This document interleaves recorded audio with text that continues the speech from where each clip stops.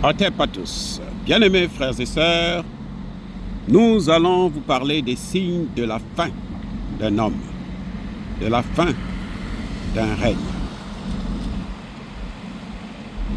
Les signes de la fin de 30 ans de règne sans interruption et sans partage dans la région de Grand Lac et notamment en République démocratique du Congo.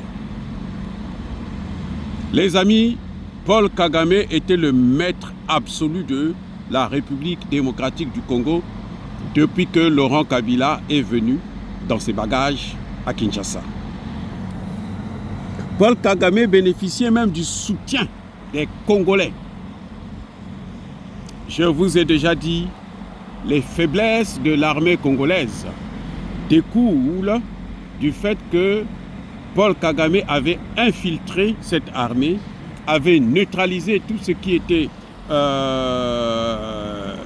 nuisible à son règne et avait démobilisé les Congolais en faisant croire que l'avenir, c'était en travaillant pour Paul Kagame ou avec Paul Kagame.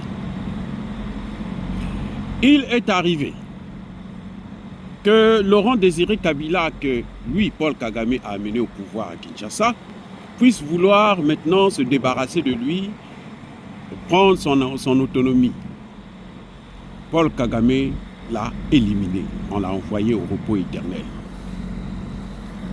Et qu'est-ce qui s'est passé par la suite?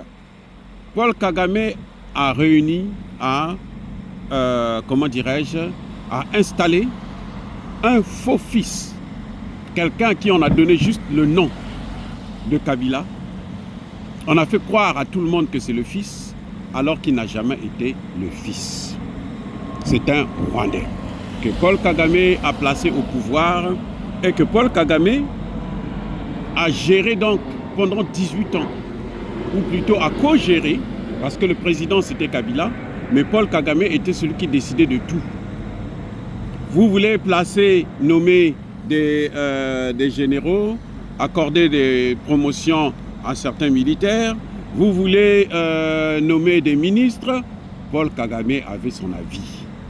Au point où, en 2018, lorsque il y a eu les premières élections qui ont amené Félix Tshisekedi au pouvoir, Paul Kagame appelle à Kinshasa et dit « Ne proclamez pas les résultats tant que moi je ne suis pas là ». Il demande à la CENI, la commission électorale indépendante ou quelque chose de ce genre, de ne pas proclamer les résultats jusqu'à ce que lui, Paul Kagame, arrive.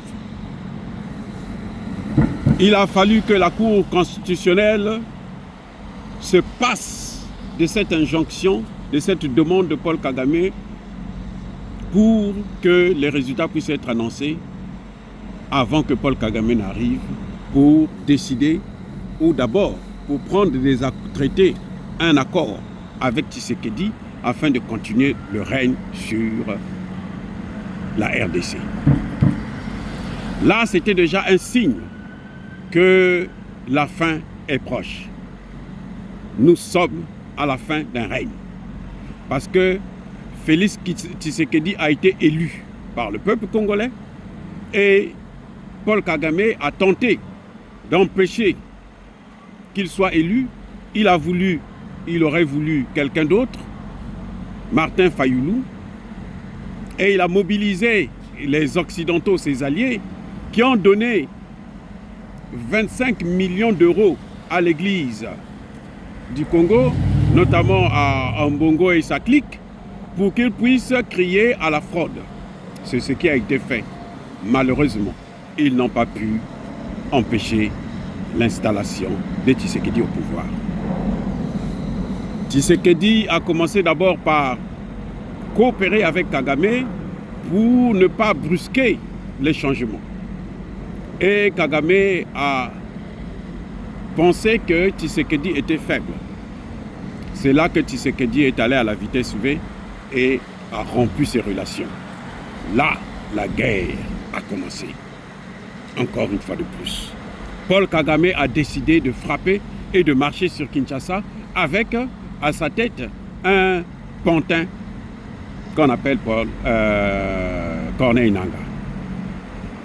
Mais Kagame n'était pas seul. Il y avait aussi quelqu'un qui l'avait d'abord précédemment placé au pouvoir, Kabila.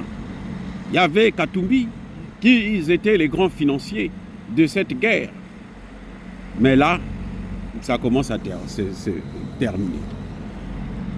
Les signes de la fin d'un règne.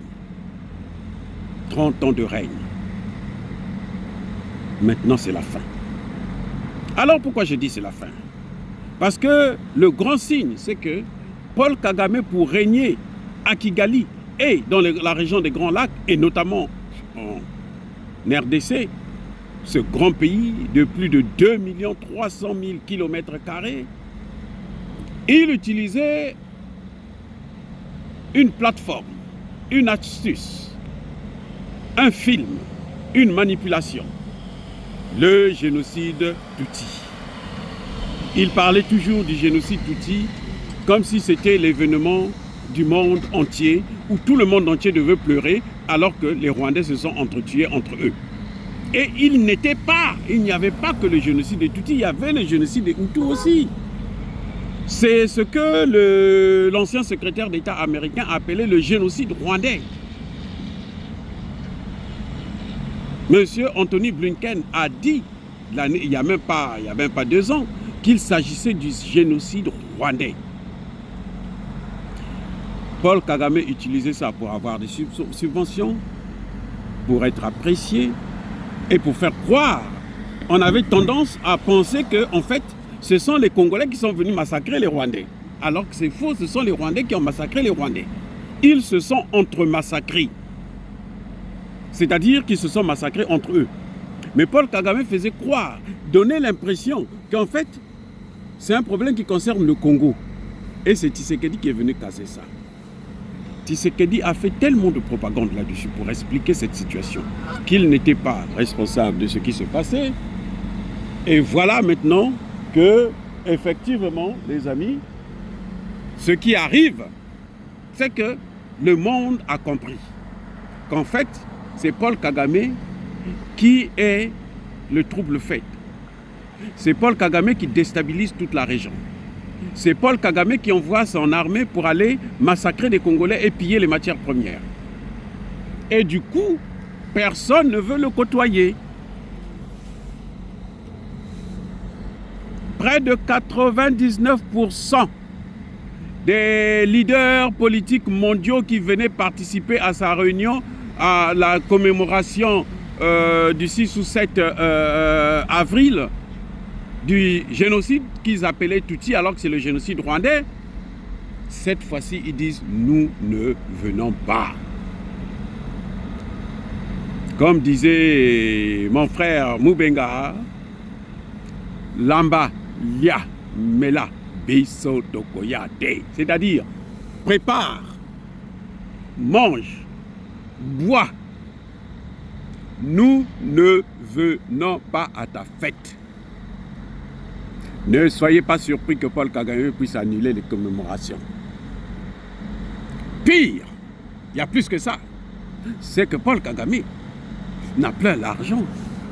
Parce que ce sont ces mêmes gens-là qui venaient participer, ceux qui le soutenaient dans cette guerre, qui aujourd'hui, eux-mêmes, sont en difficulté, surtout que Trump, l'un des alliés de Kagame, enfin les États-Unis, alliés de Kagame, ont frappé les Occidentaux qui aujourd'hui se préoccupent à comment il faut faire pour faire face à l'augmentation des taxes douanières que Donald Trump a placées dans leur pays, contre eux. C'est une situation catastrophique. Il n'a pas de moyens. Donc, Paul Kagame est dans un état, il n'a que des larmes pour pleurer. Mais ce n'est pas tout, les amis. Massad Boulos, le représentant spécial, l'envoyé spécial de Donald Trump dans la région des Grands Lacs et au Moyen-Orient, en Afrique même d'ailleurs, est passé par Kigali ce jour, samedi 5 avril 2021. 25 pour dire à Kigali, vous avez quelques jours pour retirer toutes vos troupes. C'est un ordre. Ça fait mal. Comment organiser le retrait de ces troupes, de toute sa logistique? Avec quel argent? Comment expliquer aux familles des victimes où sont partis leurs enfants, où sont partis leurs maris, où sont partis leurs pères? Oh my God! C'est une situation que Kagame ne sait plus comment gérer. C'est la fin d'un règne. Ça, ce sont les signes de la fin. Monsieur a été utilisé par les Occidentaux. Les mêmes Occidentaux ont pris tout le jus qu'il y avait en lui et maintenant, il va aller à la poubelle. Voilà ce qui arrive à Paul Kagame. Les amis, faites attention, Africains. Quand vous coopérez avec les Occidentaux pour faire du mal aux autres Africains, Mobutu a payé le prix. Maintenant, c'est le tour de Kagame. Il y aura le tour de Alassane Ouattara, ça viendra. Le tour des autres que je ne peux pas citer les noms ici, vous savez très bien, arrivera. Tous passeront à la casserole. Soyez bénis, abondamment bénis, par le Dieu de Kémit et par nos ancêtres génissés. Vive l'Afrique éternelle, j'ai dit et j'assume.